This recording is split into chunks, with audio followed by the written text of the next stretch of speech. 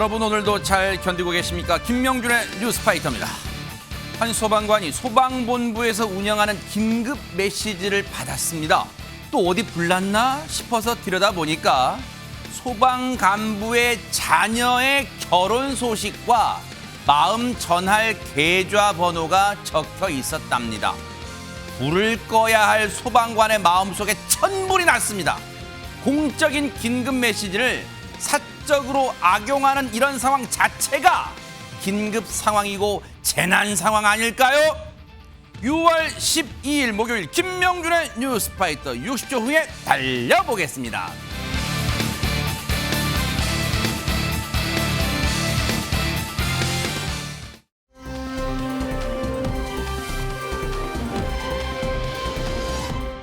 그런가 하면 또 어느 나라로 가볼까요? 김묘성 기자님. 네, 네덜란드로 한번 가볼까 합니다. 아름다운 섬들이 많기로 유명한 네덜란드의 한 해변에 생전 처음 보는 동물이 발견이 됐습니다. 그런데 그 모양이요, 굉장히 독특하기도 하고 거대하기도 하고 어떻게 보면 약간 기괴합니다.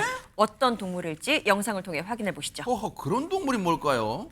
해변 위를 걷고 있는 커다란 무언가 뭐예요? 보이시나요? 멀리서 봐도 정말 독특해 보이는데요. 뭐예요, 저게? 네덜란드의 한 예술가가 상상력을 동원해서 만든 해변 동물이라고 합니다. 어머나. 플라스틱 파이프를 뼈대 삼아서 테이프로 연결해서 만들었고요.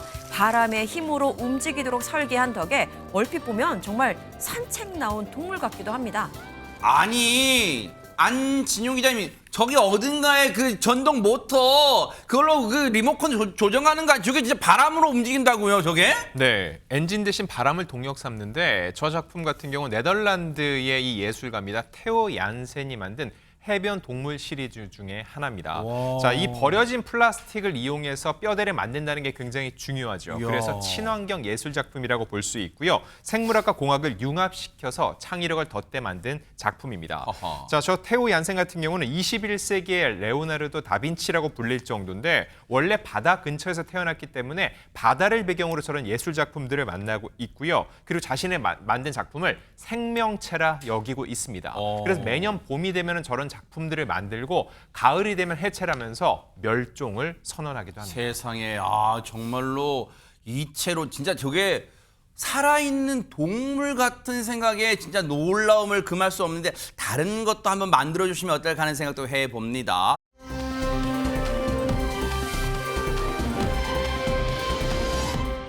중국 찍고 계속 서쪽으로 네덜란드 찍었는데 지구가 둥그니까 자꾸 걸어 나가면 어디까지 갑니까, 허준 변호사님? 이번에는요, 자꾸 걸어서 미국까지 한번 가보겠습니다. 아하. 미국 오하이오주의 한 도로에서 미등록 트럭이 발견돼서 경찰이 추격을 시작을 했습니다. 네. 그런데 이 트럭 운전자가요, 겁을 완전히 잊어버린 것처럼 보입니다. 경찰차를 따돌리기 위해서 위험천만한 방법을 썼다는데요.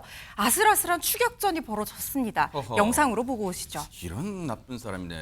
경찰의 추격을 피해서 빠른 속도로 달리는 트럭입니다. 경찰이 저렇게 쫓아오면 놀라서 멈출 법도 한데 이 트럭 멈출 기미를 보이지 않습니다. 아이고. 뒤따라오는 경찰차를 방해하기 위해서 어떤 방법까지 쓰냐면요. 지금 나무가 실려 있잖아요. 저 나무 판자를 일부러 도로에 떨어뜨리기까지 합니다.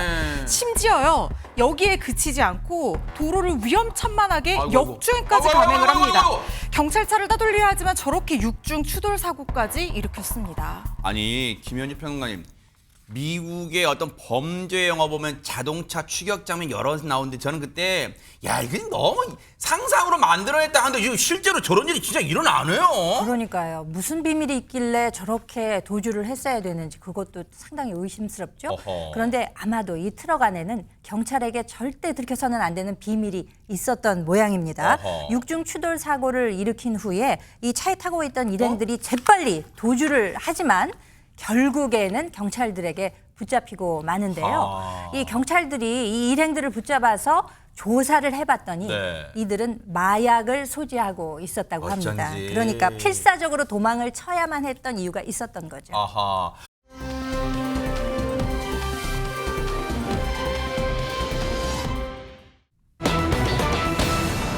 오늘 연예계에 정말 깜짝 그리고 반가운 소식이 들려왔다는데 김묘성 기자님 뭘까요? 네, 폼생폼사, 커플, 예감 뭐 이런 노래 다들 기억하고 계실 텐데요. 제목만 들어도 노랫말이 기억날 정도로 90년대 정말 히트를 쳤던 그 가수. 폼생폼사 그거는 나 폼만 살고 죽고 폼 때문에 살 그거 그 노래 아니에요? 네, 맞습니다. 그렇게 올려. 네네. 네, 잭스키스의 멤버이자 한때는 또 은초딩이라는 예능적인 캐릭터로 굉장한 인기를 구가했던 은지원 씨가 최근에 결혼 사진을 찍었다는 겁니다. 뭐? 그런데 컨셉 사진, 화보 촬영 이런 거 아니고요. 이혼 13년 만에 결혼식을 올린다고 합니다. 어머나. 소속사도 입장을 발표를 했는데요. 최근 웨딩 사진 촬영을 했고 올해 중에 가까운 친지분들과 조용히 식을 올릴 예정이다. 따뜻한 시선으로 지켜봐 달라라고 이렇게 입장까지 밝혔습니다. 와, 근데 안진용 기자님, 시청자분들은 이 소식에 2번 놀라셨을 수도 있어요. 아니, 은지원 씨가 이혼했어? 라고 놀랄 수도 있고 한 번은 또 어머 또 재혼을 해? 라고 또 그 예비 신부가 누구야? 이렇게 놀라실 수도 있을 것 같아요. 일단 은지원 씨 법적으로는 첫 번째 결혼일 수 있습니다. 아, 그래요? 왜 그러냐면요. 은지원 씨가 지난 2010년 첫사랑이었던 동창과 그 당시에 하와이에서 이곳에 처음 만났던 기억으로 함께 결혼식을 올렸는데 중요한 거는 혼인 신고는 하지 않았습니다. 즉 법적으로는 싱글이나 다름없다는 거죠. 아하. 근데 그 당시 2년 만에 결국은 각자의 길을 가게 됐는데 그리고 13년이 지나서 새로운 사랑을 만나게 됐고 이 여성과 올해 결혼식을 치르게 된다는 겁니다. 네. 그러면은 이 은초딩이라 불렸던 은지원 씨의 마음을 사로잡은 예비 신부가 궁금할 텐데요. 궁금하죠. 9살 연하고 제가 확인해 본 결과 어. 스타일리스트라고 합니다. 스타일리스트. 그렇죠. 그러니까 이 비연예이긴 한데 방송가에서 함께 활동을 하면서 은지원 씨를 실제로 스타일링을 해줬다는 거죠. 네. 그래서 가까이서 보좌를 해왔기 때문에 그 사이에 인연을 쌓고 결국은 부부의 인연을 맺게 됐다는 건데 어허. 아무래도 예비 신부 같은 경우는 비연예인이기 때문에 굉장히 조심스럽게 결혼을 준비하고 있다고 합니다. 어쩐지 예비 신부분이 스타일리스트여서 그런지 몰라도 MBN 예능 나올 때이몸 맵시가 장난이 아니었는데 그때 뭔가 살짝 흘리기도 했어요. 얘기 들어보시고 이어가 보도록 하겠습니다. 저는 일단 누싱된 지가 벌써 한 10년이 넘었거든요. 10년이 지나도 약간 누군가를 새롭게 만난다는 거에 대한 부담이 있는데도 아니 근데 왜 장가를 안 가? 예? 재혼을 왜 안 해요? 가야죠 언젠간. 전 비혼주의는 아니에요. 집에 갈 수 있어요? 은 있죠. 저도 있죠. 밥 해먹어요? 먹어요? 아니 내가 막 해먹진 않지만 우리 어머니가 오셔도 할 때도 밥에다가 가끔 썸녀가 와서도 밥 해주죠. 무슨 썸녀가 와서 밥을 해. 그러면 썸녀 아니고 여자친구. 여친. 여친. 아이 뭐. 맞네. 그럼 뭐 알아서 먹을게요. 예. 허주연 변호사님 우리 시쳇말로 그거 있잖아요. 어떤 뭔가 전곡을 찔리는 질문받을 동공지진 난다는데 진짜 딱 그런 모습이었어요 지금. 예, 뭐 이렇게 하면서 시선을 맞추지를 못하고 그러니까요. 눈빛이 많이 흔들렸잖아요. 그러니까 그때 이미 예비 신부와 이렇게 따뜻한 마음을 나누고 있었던 시기였던 게 아닌가 이렇게 그러니까요. 생각이 됩니다. 돌싱글즈 프로그램에 나와서 다른 사람들 이혼에 공감도 해주고 위로도 많이 해줬었거든요. 네. 그러면서 뭐라고 얘기를 했냐면 평소에도 자기가 재혼에 대한 긍정적인 생각이나 희망을 많이 내비쳤어요. 네. 그러니까 본인도 좋은 사람이 나타나면 재혼 생각 있다. 평생 혼자 살고 싶지 않다. 이렇게 속내를 털어놓기도 했었고 네. 우스갯소리로 괜히 너스레 떨면서 이러다 내가 혼자 살다가 고독사면 쓰러졌을 때 누가 119 불러줘야 되냐. 네. 이렇게 얘기를 하기도 했지만 사실 진지하게 생각하게 된 이유도 있었던 것이 사실은 은지원 씨가 결혼 생각이 그렇게 많지는 않았다고 해요. 그래요? 그런데 네. 아버지가 돌아가셨거든요. 그러고 나니까 작년 7월에 유튜브에 나와서 네. 나이 들고 아버지 떠나보낸 뒤에 생각이 바뀌었다라고 하면서 가족에 대한 어떤 그리움 그리고 가족을 새롭게 일구고 싶은 마음을 드러냈었습니다.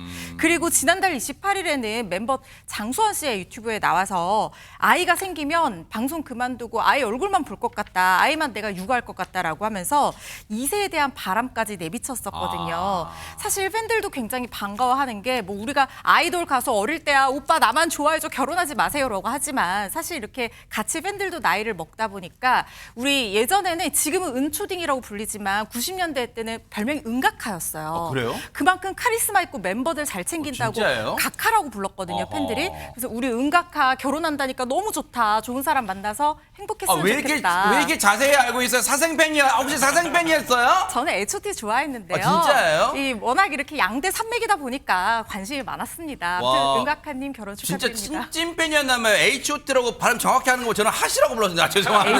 H.O.T입니다. 근데 최명규 원장님 앞서 이 은지원 씨의 돌싱글즈 2023년 때 다른 출연자분들이 누가 있냐고 물어볼 때 표정과 그리고 최근의 표정을 볼 때 그 사이에 많은 변화가 있던 게 진짜 누군가 사랑하는 사람이 생기면 표정부터가 달라질 수가 있는 거예요? 네, 달라질 수 있다고 생각합니다. 왜냐하면 우리가 행복하다는 것처럼 자존감을 올리는 게 없어요. 그런데 누군가 사랑하는 사람이 생기면은 은행 잔고도 똑같고 사는 집도 똑같고 직장도 똑같지만 네. 왠지 행복해지거든요. 야, 끝이에요. 그럼 끝 분석 끝이에요. 근데 네. 근데 은지원 씨의 재혼 이 소식에 또 많은 분들이 응원하면서 그래도 은지원 씨 그래도 앞으로도 뭔가 좀 우리 곁에 남아주길 원했는데라는 생각하시는 분 많으시겠지만 그래도 뭔가 새로운 출발을 하는 은지원 씨를 많은 분들이 축하해 주시지 않을까 그런 생각 해보고요. 만약 또 결혼식 올린다면 또 뉴스파이트가 또 바짝 따라붙어 보도록 하겠습니다.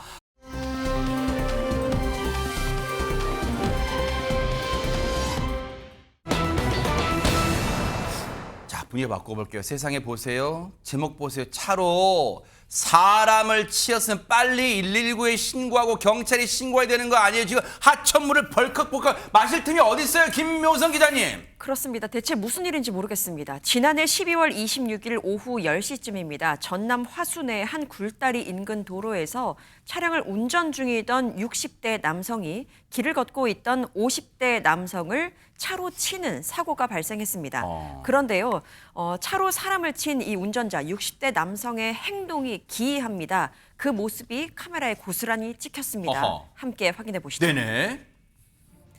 굴다리 밑을 건너고 있는 한 남성의 모습입니다. 네. 그런데 이때 좌회전하면서 들어오는 차량과 그만 부딪히고 마는데요. 어머나. 잠시 뒤에 사고를 낸 남성이 차에서 내리더니 어디론가 전화를 합니다. 그렇게 전화를 하고 난 다음에 끄는 남성은 갑자기 하천으로 내려가서 손으로 물을 퍼먹기 시작하는데요. 그 후에도 남성은 여러 번 하천을 내려가서 벌컥벌컥 물을 계속해서 마십니다. 아니 지금 보세요. 이 굴다리 밑을 지나던 행인분이 차에 치인 장면은 사실 저희가 너무 끔찍해서 그 장면은 사실은 좀 건너뛰고 보여드린 건데 지금 저 사람이 저 인간이 하천에 내려가서 물을 퍼마시는 듯한 행동을 하는 사이에 어떻게 된 줄 아세요? 그 사이에 그 치인 사람은 그대로 방치내져 쓰러져 있었어요. 세상에. 아니 근데 최명기 형님 저 사람은 왜 저기 혹시 하천물을 퍼마시는 행동을 한 거예요? 혹시 저 상태가 혹시 음주운전이어서 그걸 음주 상태를 희석시키려고 뭐 그런 행동한 건 뭐예요 지금? 맞습니다. 가능성이 있습니다. 저 하천물이 굉장히 역했다고 그래요. 그렇기 때문에 만약에 저 혼탁한 하천물을 갖다 저 사람이 목이 말라서 너무너무 타듯이 가슴이 두근거려서 그거를 진정시키기 위해서 저 물을 마셨다고는 생각하지 않아요. 네. 그런 다음에 한 번 물을 마신 다음에 다시 내려가거든요. 그거는 굉장한 목적성이 있는 거죠.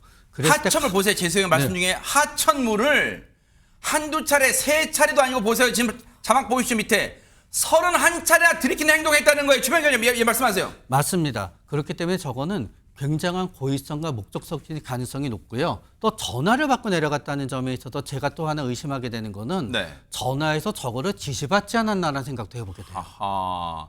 그렇다면 그 부분은 당시에 저 사건이 일어난 이후에 경찰이 저 사람의 휴대전화까지 다 압수를 했을 것 같고 그 부분은 이제 쭉 나중에 조사를 통해 밝혀질 텐데 아니 보세요. 안진용 기자님 아무리 봐도 비상식적이잖아요. 누가 물론 100번 양보해서 사람이 살다 보면 사고는 낼 수 있어요. 하지만 그 사고 낸 이후의 조치가 너무 비상식적이잖아요, 지금. 네, 안타깝게도 저 사고를 당한 50대 남성은 병원으로 옮겨졌는데 끝내 숨졌습니다. 세상에. 자, 그리고 사고 당시 병원으로 해서 치료를 받을 때 이 남성은 귀와 코에서 지속적인 출혈이 있었다고 하는데 두부 손상 및 대량 출혈로 결국 사흘 뒤 사망하고 말았던 겁니다. 세상에. 자, 근데 아까 보신 것처럼 갑자기 하천물을 31번이나 들이켜온 것도 굉장히 수상하죠. 근데 더욱더 충격적인 사실이 밝혀졌습니다. 뭔데요? 자, 이 남성, 이 60대 남성은 사건 발생 당시 보건소장으로 재직하고 있었던 겁니다. 뭐라고요? 자, 제가 확인을 해봤는데 보건소장이 자격이 있습니다. 보건 등 관련 분야에서 근무나 연구 경력이 4년 이상 돼야 된다는 거죠. 즉 의료인에 가깝고 결과적으로 볼 때는 사람을 살리는 게 그 사람의 사명일 수 있다는 겁니다. 그런데 이 60대 남성은 피를 흘리는 피해자에 대해서 어떠한 구호 조치들을 하지 않았기 때문에 더욱더 큰 공분을 사고 있는 겁니다. 지금 저 영상에 대해서 여러분 궁금하실 거예요. 사고 현장 주변에 사람이 애초 운전자 말고 좀 몇 명이 온 것 같은데 저 인간이 경찰이나 119에 신고한 게 아니라 자기 가족들한테 신고한 거, 전화를 한 거예요. 그래서 저 가족들이 뒤늦게 사고 난 지 22분쯤 뒤에 와서 저렇게 뭔가를 얘기하고 나누는, 지금 왜냐하면 소리는 안 들리니까, 저 CCTV상에 소리는 안 들리니까. 근데 그때 22분이나 지나서 저 차에 치여서 쓰러진 피해자한테 응급조치를 했지만 그때는 이미 골든타임 놓친 거 아니에요. 지금 저런 상황이 빚어진 거예요. 근데 보세요. 앞서 말씀드렸죠. 저 사람이 현직 보건소장으로 재직하던 사람이에요. 김연주 평론가님, 다른 사람도 아니고 다른 공직도 아니고 보건소장이라는 사람이 저 짓을 하고 있어 지금. 그러니까요. 어떻게 바로 119에 신고도 하지 않은 채 22분이라는 시간을 보내는 바람에 두부 손상, 그러니까 귀에서 피가 출혈이 계속됐다는 거 아니에요. 그 상태에서 22분이나 방치가 됐다면은 그것 때문에 사망을 했나 하는 상식적인 그런 추론을 해보게 되지 않습니까? 네. 그런데 유족의 애통함이 여기서 그치는 것이 아니라고 합니다. 사고 이후에 경찰이 이 사건에 대해서 치사 혐의, 유기치사, 그리고 사고 후 미조치 이런 혐의를 적용했다고 하는데 이 사건이 이제 검찰로 넘어가지 않겠습니까? 검찰로 넘어가서는 이 60대 남성이 한 행동과 네. 그 사망한 분의 그 사이에 인과관계를 증명할 수 없다라는 이유로 오로지 교통사고 처리 특례법 위반만을 적용을 해서 불구속 기소 처리를 하게 되었다고 합니다. 아니, 허준 변호사님, 지금 우리가 뭘 들은 거예요? 이게 말이 돼요? 불구속으로 재판받는다, 이게 말이 돼요 지금? 사실은 이 사건 유족이 굉장히 분노해서 너무나 억울해하면서 글도 올려서 한번 논란이 됐었고, 저희 법조계 내부에서도 이 사건이 유기치사 혐의가 적용되지 않은 부분에 대해서 일부의 의견이기는 합니다만 왜 그렇게 된 것이냐에 대한 의문의 목소리와 그런 것들이 있었던 사건입니다. 그런데 제가 수사 과정을 다 본 것은 아니지만 네. 아마 유기치사 혐의가 적용이 됐다면 형량이 훨씬 올라갔을 텐데요. 이 가해자가 어쨌든 22분의 간극이 있긴 하지만 현장을 떠나지 않았고, 그리고 간호사인 아내한테 신고를 이렇게 전화를 해서 그 가족들이 신고를 했기 때문에 아마 진술을 하면서 유기의 고의가 있었던 것이 아니라 너무 당황해서 물을 마신 거고, 진정하려고, 그리고 너무 당황해서 아내가 와서 간호사니까 어떻게 처치해 줄 거라고 했다라고 진술했을 가능성이 있습니다. 실제로 일부 이런 내용을 뒷받침하는 보도나 증언들 이런 것들이 나오기도 했었거든요. 네. 그래서 검찰 측에서는 유기의 고의가 없었다, 증거가 불충분하다 이렇게 판단을 한 건데 이 부분은 상당히 아쉬운 부분입니다. 네. 유족들이 너무나 많이 억울해했거든요. 그런데 재판부에서 오늘 판결 난 걸 보면 네. 이런 부분이 어느 정도 반영이 된 것 같습니다. 오늘 법정에서요. 네. 어제 21일 오전이죠. 법정에서요. 가해자를 향한 판사의 엄한 목소리가 울렸는데요. 네. 가해자가 피해자에게 2억 원을 공탁했지만 유족들이 이걸 수령을 안 했다는 거예요. 그러니까 돈이 중요한 게 아니라는 사람 거죠. 목숨을 지금 돈 2억으로 지금 떼우겠다는 거예요. 지금 뭐예요? 네. 사실 이게 공탁금, 형사 공탁금으로는 상당히 비교적 다른 사건과 비해서는 고액이긴 하지만 유족들은 이 2억 원으로 아버지가 살아 돌아오는 것도 아니고 특히 이 사건에서는 너무나 억울한 부분이 많기 때문에 네. 이걸 수령을 하지를 않은 겁니다. 그래서 재판부에서도 사람이 이걸로 살아 돌아올 수 없다, 책임질 각오가 돼 있냐라고 하면서 네. 죄송하다는 말로 죽은 사람이 살아 돌아오진 않는다. 그러니까요. 특히 보건소장까지 여기만 피고인이 골든타임 내에 신고도 안 했고 마시기에 적절하지 않은 이 하천 물까지 마시면서 이해 못할 행위를 한 결과 사망이라는 극단적인 상황까지 벌어졌다라고 얘기를 한 겁니다. 네. 그래서 이게 기소가 유기치사 혐의가 되지는 않았지만 네. 검찰이 금고 3년형을 구형을 했는데 금고 4년형이 나왔거든요. 사람의 목숨을 형량으로 어떻게 뭐 할 수는 없는 부분이 금고 있지만 4년이래. 금고라는 게 뭔지 시청자분께 저기 설명을 좀 부탁드릴게. 금고가 뭡니까? 허준 일단 변호사님. 징역과 금고의 차이는 뭐냐면 징역이라는 것은 교도소에 들어가서 노역을 하는 걸 추가하는 형량을 말을 하는 거고요. 금고라는 것은 형벌상 노역을 하지를 않는 형을 얘기를 합니다. 일도 안 하고 편하게 인다는 얘기 아니에요 지금. 그런데 왜 금고냐면요. 지금 교통사고 처리 특례법상 이 치사 혐의는 징역형이 아니라 금고형으로 규정이 되어 있습니다. 그래서 금고형이 나온 상황으로 보이고 네. 일반적인 경우에 사람이 죽으면 금고 5년형이 최고형이거든요. 그렇기 때문에 이 형량은 유족들의 슬픔을 위로하기에는 부족할 형량일지언정 비교적 높은 형량이다 이렇게 보시면 맞을 것 같습니다. 세상에 우리가 저 영상을 아무리 다시 봐도 이해되지 않는 장면이 곳곳에 많잖아요. 현직 보건소장이라는 사람이 제가 앞서 말씀드렸죠. 사고는 살다 보면 100번 양보해서 사고 낼 수 있어요. 하지만 그때 당장 119나 경찰에 신고만 했더라도 소중한 생명은 살릴 수가 있었을 거 아니에요. 그런 생각 안 듭니까? 그런데 이제 와서 저런 공탁금 2억으로 이 피해자 가족들의 마음을 달랠 수 있다고 생각하나요? 너무너무 억울하고 분노가 치미는 그런 사건이었습니다.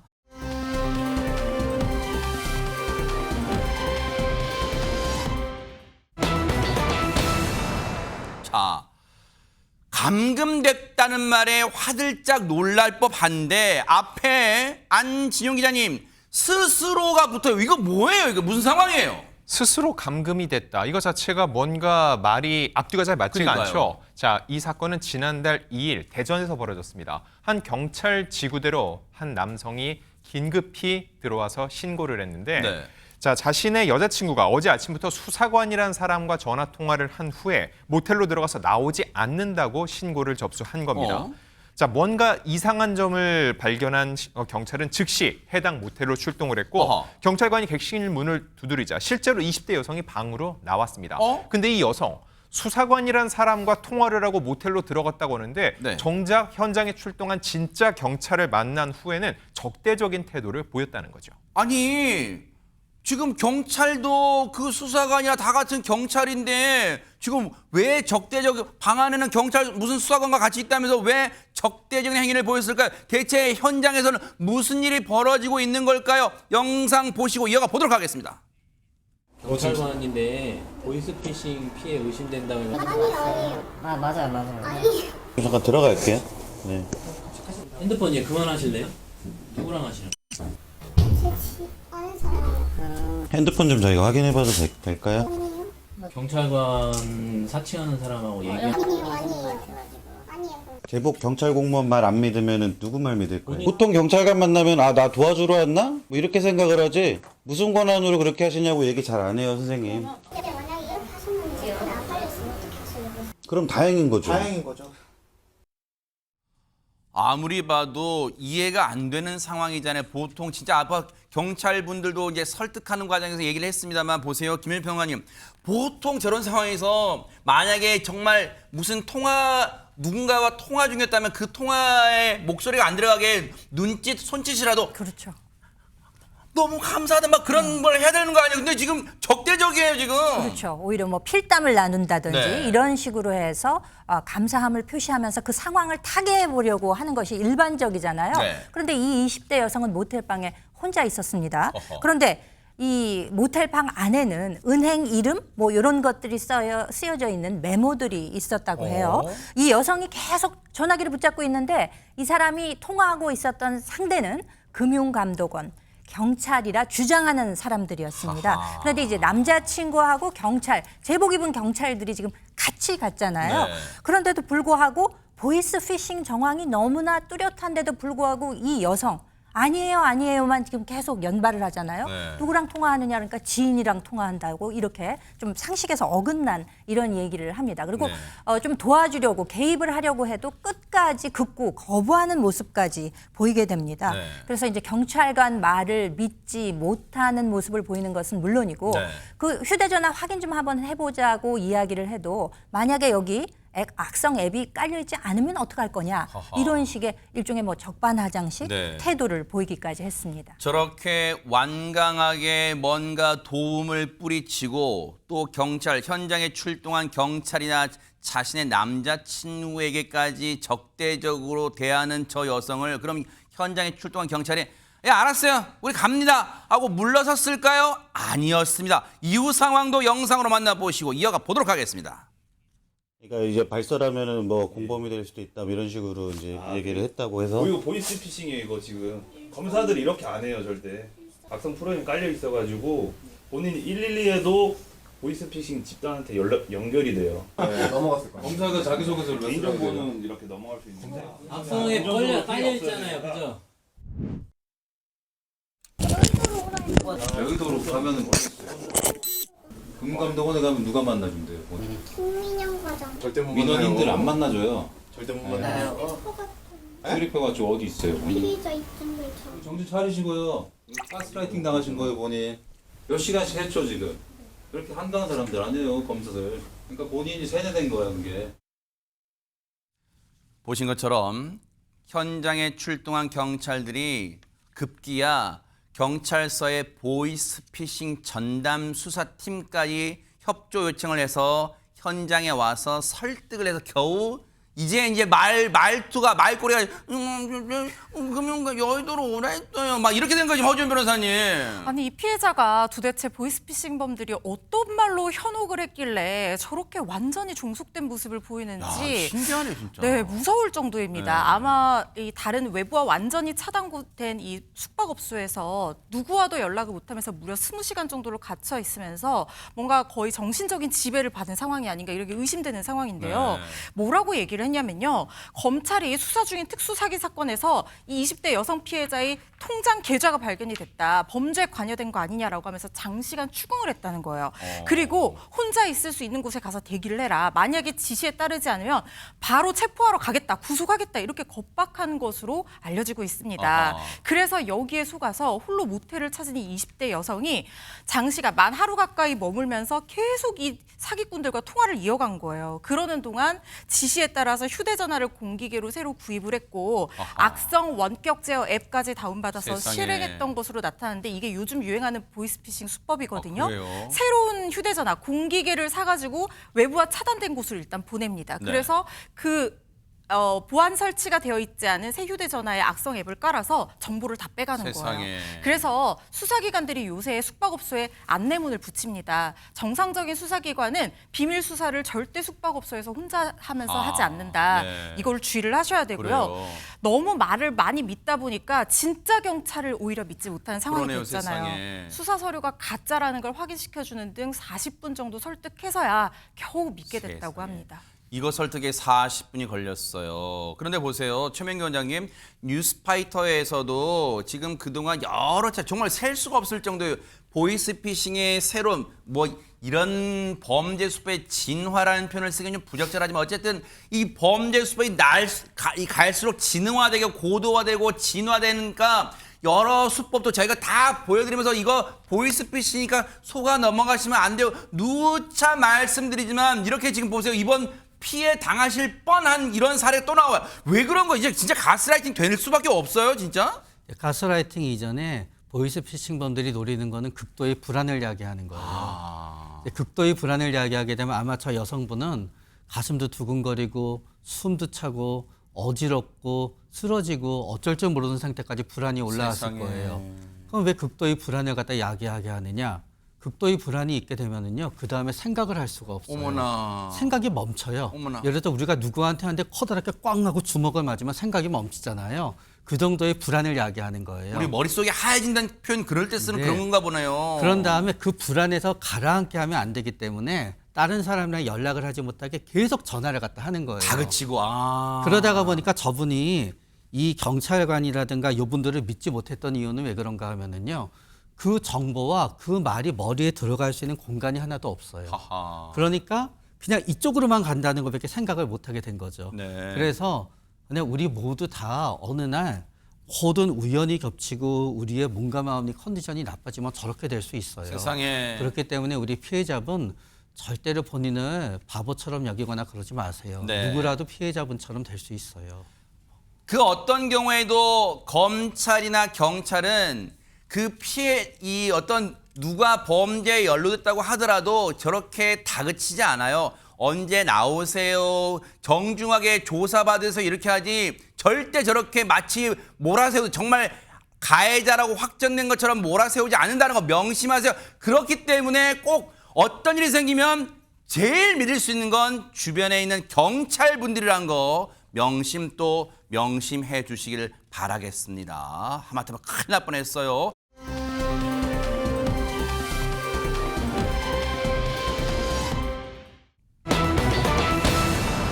자, 분위 바꿔볼게.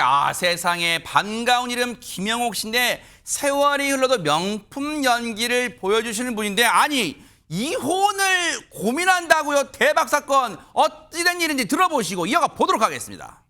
나는 이렇게 60년을 넘게 살았는데 저게 황혼 이혼을 한다면은 그 재산 분할의 퍼센테이지가 누나 많이 줘야 돼요. 되게 되는 건지 정말 이제 혼자 있고 싶어서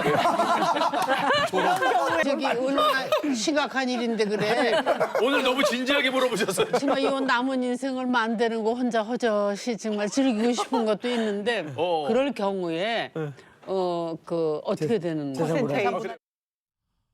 아니 근데 진짜 주변 분들 지금 뭐 김용만 씨나 이렇게 보면 주변 이 진행하신 분도 출연하신 분도 허준 변호사님 아유 웃자고 하신 얘기가 좀 너무 과하세요. 뭘 또 재산 분할 비율까지 물어보세요라고 하는 것 같은데 지금 김용옥 씨는 진지한가 봐요 진짜로. 네, 진지한 상황이신 것 같습니다. 네. 뭐 속내가 어떤지 제가 100%는 알 수 없지만 그런데 이 김영옥 씨가 88살 우리 되셨다고 하는데 근데 저희 사무실에서도 사실 황혼 이혼 하고 싶다고 찾아오시는 분들 꽤 많아요. 진짜예요? 왜냐하면 김영옥 씨가요. 이 배우에서 아나운서에서 뭐 성우에서 아나운서에서 배우로 이렇게 종횡무진 활약을 하면서 평생 연기 활동하고 일하면서 살아오셨잖아요. 그리고 1세대 워킹맘이거든요. 그러다 보니까 대학교 때 남편과 만나서 결혼을 했는데 남편이 결혼하고 군대 가신 거예요. 아하. 그래서 12일 동안 아기 낳고 나서 12일 만에 현업에 복귀해야 될 정도로 정말 열심히 경제활동하면서 세상에. 살아오셨다는 거예요. 이렇게 열심히 살아오신 분들이 이제 아이 다들 장가 보내고 시집 보내고 하면 이제는 아내나 엄마가 아니라 나 자신을 찾고 싶다 이렇게 오시는 분들이 있거든요. 근데 뭐 이혼 재산 분할 얘기까지 저기서 이제 프로그램에서 나왔는데 10년 넘었다고 해서 무조건 5대5 이건 아니고요. 김영옥 씨처럼 저렇게 열심히 경제 활동에 기여한 분이 있는 분이라면 재산 분할 비율은 더 높아질 수 있는데 요즘에 또 조론이라는 선택지도 있어요. 네. 그래서 무조건 이혼이 정답은 아니고 조론도 한번 고민해 보시고 또 계속해서 100년 해로하시는 것도 한번 고민해 보시고 이러셨으면 좋겠습니다. 아니 갑자기 궁금해지는 게 최명규 원장님. 지금 김영옥 씨 표현처럼 오히려 인생의 후반부 때는 오히려 옆에 반려자가 더 있는 게 마음 심적으로도 안정되고 그러는 거 아니에요? 호젓이 이제는 남편하고 60년 넘게 살았으니까 이제는 남은 인생 내가 호젓하게 혼자 살고 싶어. 진짜 그런 마음이 들어요? 만약에 어떤 분이 본인의 인생의 60년을 누군가를 위해서 희생한 삶이었다고 생각하게 되는 거예요. 나는 누구를 위해서 희생하면서 일을 하고 누구를 위해서 희생하느라고 내 삶이 없어졌다고. 88세가 되시고 이제 만이라고 가정하는 거예요. 네. 우리나라의 평균 수명이 올라갔다 그러지만 우리가 보게 되면 90세를 넘기시는 분은 그렇게 많아지고 있지만 다는 아니에요. 그렇죠. 그러면 나에게 남아있는 시간은 3년 내지 4년인 거지요. 3년 내지 4년 동안은 적어도 남에게 희생하는 삶이 아닌 그거를 끊는 삶을 갖다 살고 싶다는 마음이 드는 거는 어떤 의미에서 88세인데 왜 이제서야라는 게 아니라요.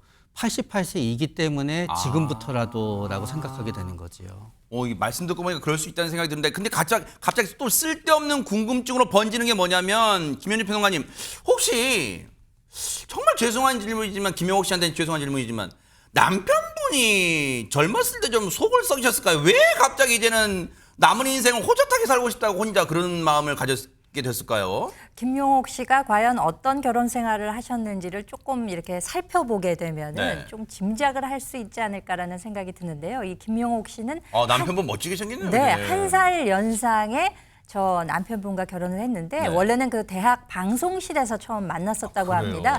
이후에 저 남편께서 이제 아나운서로 실제 일을 하게 됐고 사회에 나와서 그러니까 첫 연애 상대가 저 남편이었던 거예요. 그렇게 해서 이제 결혼을 해가지고 이제 두 분이 함께 사셨는데 근데 결혼을 하자마자 예상 못한 일이 생긴 거죠. 일종의 뭐 고난이라면 고난이랄까? 왜냐하면 결혼을 하고 나서 결혼 직후에 남편이 군에 간 거예요. 네. 근데 지금은 군 복무 기간이 많이 짧아졌지만 많이 짧아졌죠, 네. 예전에는 3년이었잖아요. 그렇죠. 그러니까 결혼하자마자 직후에 남편이 이제 군대에 세상에. 가서 3년 동안 독수 공방을 했는데 네. 거기다가 심지어 군대 가기 전에 아기가 생겼는데 그걸 몰랐던 거죠.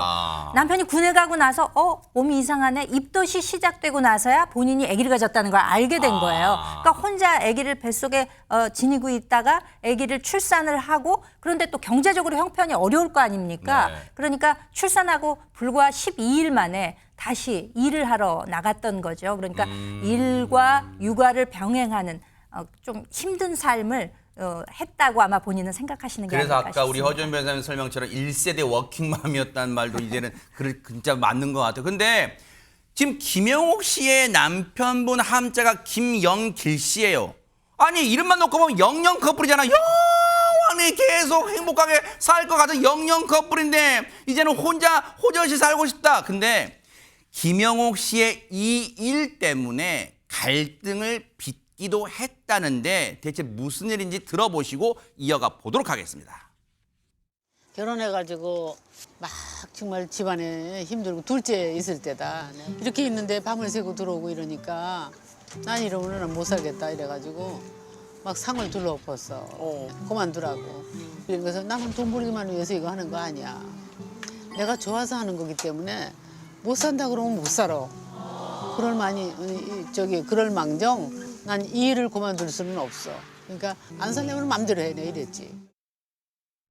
야, 이건 뭐 강단이 있다고 해야 될까요? 연기에 대한 열정과 사랑, 남편과의 이혼도 불사하겠다 그런 마음까지 있었네요. 김용옥 씨가 얼마나 연기를 사랑하는지 한번 계산을 해볼게요. 네. 연세가 88세죠. 네. 근데 남편과는 이제 60년 정도 살았으니까는 혼자 살고 싶다고 했죠. 네. 근데 이분이 연기 경력은 68년 됐습니다. 어머나. 근데 연기랑은 헤어지고 싶지가 않은 거예요. 세상에. 본인의 이 자리를 지키기 위해서요. 그동안 단 한 번도 장기 휴가를 간 적도 없었고요. 어머나. 근 10년간 계속 일이 끊인 적이 없었다고 합니다. 아하. 스스로도 연기가 힘들고 싫다는 생각을 했으면 벌써 그만뒀을 텐데 한 번도 그런 생각을 한 적이 없다고 세상에, 얘기를 했고요. 세상에. 연기가 좋아해서 했고 어떻게 하면 맡은 인물에 빠질 수 있을까? 즉 메소드 연기를 항상 고민했다는 겁니다. 즉 그 다음에 하는 얘기는 이겁니다. 노력만으로 됐다기보단 연기에 미쳐 있었다. 사실 연세가 들고 나서 오히려 일하고 싶지만은 일이 주어지지 않는 경우가 많이 있죠. 근데 김용옥 씨는 계속 일이 주어졌다는 것 자체가 이분이 이 일을 정말 사랑하고 또 잘하고 있다는 방증입니다. 그래서일까요? 그동안 김용옥 씨가 맡았던 연기 그 배역들을 보면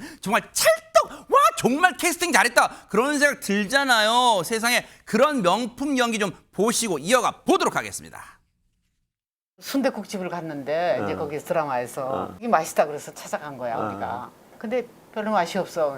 아 이걸 음식이라고 해서 파냐 이거 이제 욕을 하다 보니까 그 욕쟁이 할머니네 집이라는 거야. 왜 그래 맛없어? 이것들이 뭐 어쩌고 이러면서 그냥 이게 이제 이러는 거야. 그러니까 맛대응을 하는 거지. 욕이라는 건 말이다. 그래. 10일에 오면서 귤이나 까먹으라고 이러면서.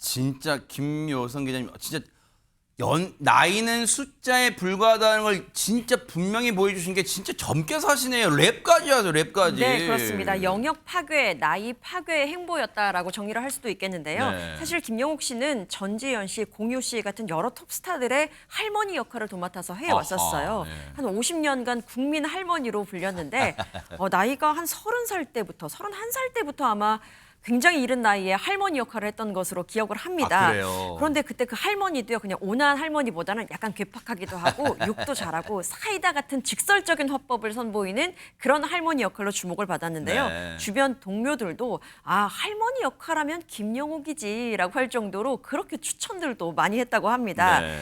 그리고 굉장히 정확한 발음을 하고 있잖아요. 네. 아까 앞서 말씀드렸다시피 아나운서로서의 또 활동도 하셨었기 그랬어요? 때문에 굉장히 타고난 정확한 발음이 있습니다. 정확한 발음으로 욕을 또 굉장히 잘하는 거죠. 그리고 또 랩도 잘하기 때문에 그런 굉장히 거친 힙합 요정 할미넴이라는 별명도 할미넴, 얻었었는데 네, 아하. 그렇습니다. 그래서 그 캐릭터 때문에 아이들한테까지 굉장히 많은 인기를 끌 수 있었다고 하는데요. 네. 그런 역할, 그런 어떤 캐릭터 자체도 자신의 인생에 어떤 한 획을 그어준 것 같다라고 소감을 밝히기도 했습니다. 젊고 밝게 사신 덕분일까요? 김영옥 씨 88의 나이인데도요. 아까 얼굴 보셨죠? 얼굴에 그늘이 없어요. 정말로 젊게 살고 마음이 유쾌하게 사는 게 얼마나 중요한가를 여실히 보여주는 김영옥 씨 아닌가 생각하는데 정말 소원대로 호저씨 한번 혼자 살아보는 삶도 한번 뉴스파이터가 응원해 보도록 하겠습니다.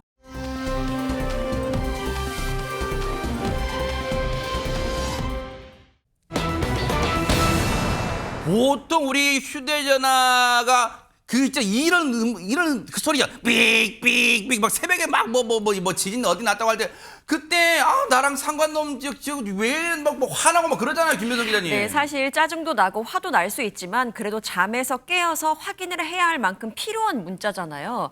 그런데 지금 소개드릴 문자는 그렇지 않습니다. 지난 9일입니다. 순천소방서 직원들을 포함해서 직원 약 4,500명 정도가 함께 연결되어 있는 그런 방이었습니다. 네. 그러니까 전남소방본부의 비상발령 동보 시스템이라고 하는데 와. 여기에서 긴급 메시지가 딱 도착을 합니다. 네. 들여다보니까요. 어떤 긴급한 메시지일까? 내용은 이렇습니다. 고위 간부 자녀의 결혼 소식이 적혀 있었습니다. 어머. 간부 자녀의 결혼식 일시, 장소, 축의금 계좌번호 등에 포함된 정보였었고요. 진짜 캡처된 화면 그대로인 거 봐요 네, 저거. 그렇습니다. 이런 내용이 긴급 메시지로 발송이 된 겁니다. 사실 이 내용은 해당 간부가 직접 보낸 것은 아니었고 순천소방서의 한 직원이 보낸 거라고 하는데요. 더욱더 황당한 것은요. 네. 같은 날 다른 소방서, 나주소방서의 한 간부도 자녀의 결혼식 일정을 발송을 했습니다. 어머나? 아니 지금 보니까 황당 시츄에이션 진짜 아니 김현주 평론가님 저런 거 보내라고 지금 긴급 메시지 그 단톡방이 생긴 거 지금 어떻게 해봐야 됩니까 이거? 이게 정확한 명칭이 비상발령 통보 시스템이라고 하는 겁니다. 네. 그런데 이 비상 발령 통보 시스템에 일종의 청첩이 나간 거잖아요. 어허. 그러니까 정말 이해할 수 없는 상황이 생긴 거죠. 네. 원래 이 비상 발령 통보 시스템이라고 하는 거는 네. 화재나 재난이 발생했을 때 정말 그 신속하게 응대하기 위해서 그 내부에서 알림톡 방식으로 메시지를 긴급 전송하게 되는 단톡방은 시스템입니다. 아니고? 네. 네, 그렇습니다. 그런데 이렇게 중요한 공적인 메시지 전달 시스템에 네.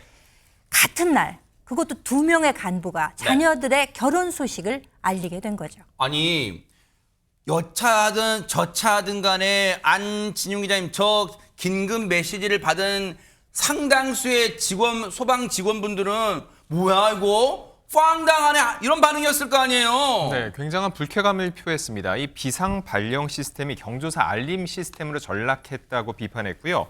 4,500명 전 직원에게 경조사 알림을 보내는 게 도대체 말이 되느냐고 성토했습니다. 그리고 이런 상황 자체가 비상사태고 또한 재난사태라고 규정한 또 직원들도 있었고요. 맞아요, 네. 하위직 직원들은 윗사람이 시키는 대로 지시사항을 잘 따르는데 정작 윗사람들은 소방서 전체 카톡방에 본인 경조사를 올리고 또 문자를 따로 보낸다고 성토를 했습니다.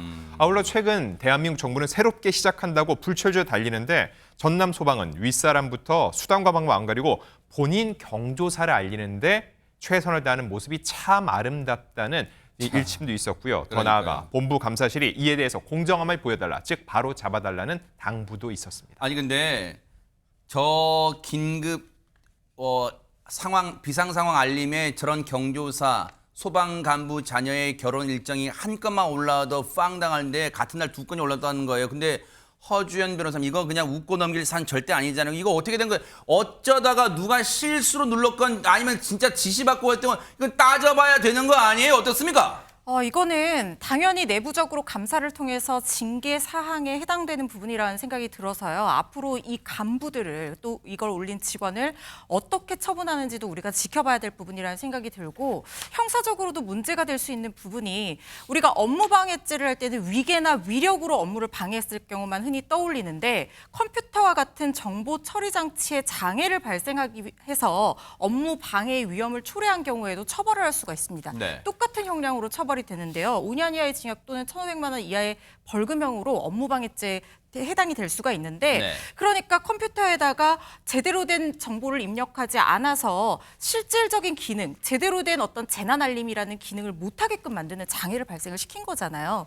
그렇기 때문에 컴퓨터 등 업무방해, 장애 업무방해죄로 처벌될 수 있는 사안이라는 생각이 듭니다. 아니 순천소방서는 입장 안 냈어요? 허준 변호사님이 그냥 넘어가는 거에 퉁치고 넘어갑니까? 이거 어떻습니까? 내부 게시판에 사과문 올렸는데요. 사적인 메시지가 전달된 것에 대해서 깊이 사과드린다. 이번 일을 계기로 공적 시스템 운영에 대해서 더욱 엄격하고 신중하게 접근하겠다 이렇게 올렸는데 이 사과문만으로 끝날 문제 아니라고 생각하고요. 특히 이게 일부 직원이 하급 직원도 아니고 모범을 보여야 될 간부들이 이런 걸 했다는 것이 저는 좀 이해가 되지 않거든요. 이건 너무 공직사회의 어떤 도덕적인 해이 이런 것들을 보여주는 게 아닌가 하는 생각이 들고 이 비상 알람 문자 시스템을 사적으로 이용한 부분에 있어서 일벌백계할 수 있도록 엄한 징계가 내려져야 된다는 생각 듭니다. 이거 이런 식으로 그냥 무마하려고 생각하면 안 될 것 같아요. 왜냐하면 이걸 보내는 직원분이 분명히 있을 거 아니에요. 그 직원분을 통해서 누구 지시를 받은 건지 아니면 그분이 알아서 판단한 건지 뭘 잘못 눌렀는지 이건 반드시